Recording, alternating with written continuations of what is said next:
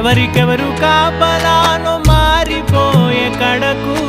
నాతోటి మాట్లాడే పుచ్చాయిలే నీకు నేరుగా చూపించనా ఎంచక్క నచ్చిన మిఠాయిలన్నీ తింటావా అవునా చిన్న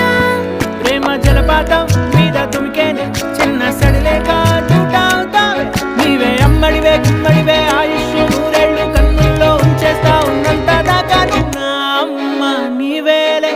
నీ బొమ్మ నేనేలే రివ్వంటూ పై పైకి రాయగిరిపోదాం ఏదైనా అరే